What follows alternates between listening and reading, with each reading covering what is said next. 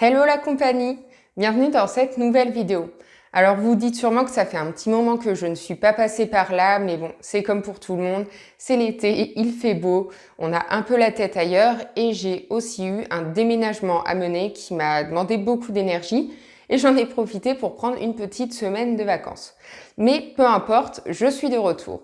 Aujourd'hui, je vais vous parler d'un sujet qui me tient à cœur d'évoquer parce que tout simplement, on me pose beaucoup de questions à ce propos. À quelle vitesse un rédacteur web écrit-il un article? Alors, je vous le dis tout de suite, je ne vais pas pouvoir répondre à cette question, du moins pas poser des chiffres, parce que ça varie énormément en fonction du type de contenu à rédiger et du rédacteur. Commençons par voir ensemble les paramètres liés à la vitesse et au type de contenu. Alors, je vais vous donner un exemple personnel.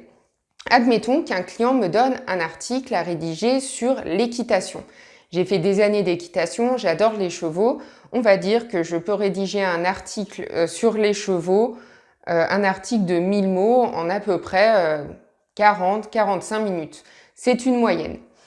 Par contre, je travaille pour un autre client qui, lui, me donne des contenus à rédiger sur une école de commerce. Je n'ai jamais fait d'école de commerce, donc forcément, pour 1000 mots, je vais plus passer 1h30 ou 2 heures.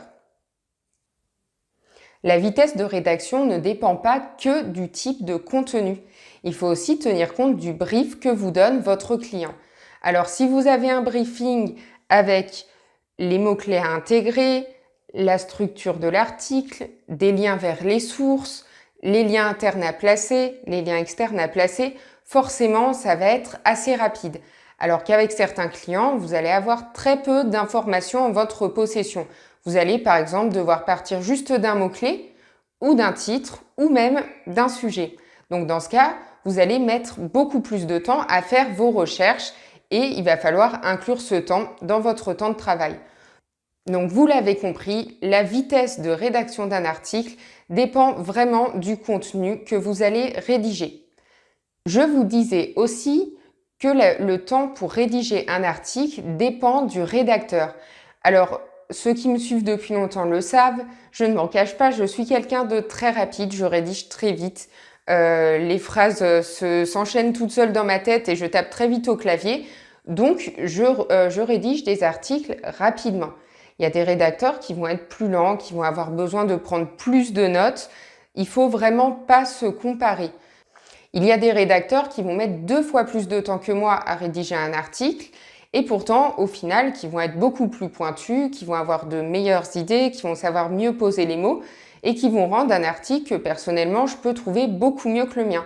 Vous voyez, il ne faut pas du tout se comparer, on a chacun nos points forts et nos points faibles. L'important, au niveau de la vitesse de rédaction, c'est que vous rédigez quand même assez vite pour être rentable. Parce que j'ai déjà vu des rédacteurs tenir des propos du style « Je suis lent, mais du coup, je facture plus cher à mes clients ».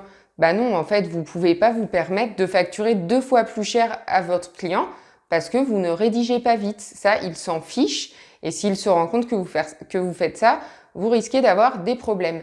Alors oui, vous pouvez gonfler légèrement votre tarif vu qu'on est freelance et qu'on fixe nos tarifs, mais pas non plus abuser sur ce point.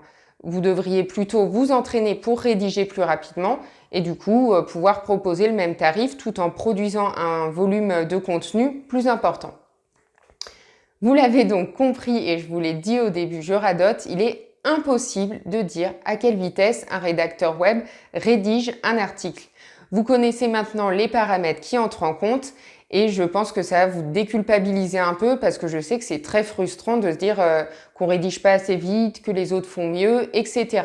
Mais ne vous en faites pas, si vous êtes débutant, tout le monde est passé par là. Je vous laisse et vous dis à très bientôt pour une prochaine vidéo. Bye bye!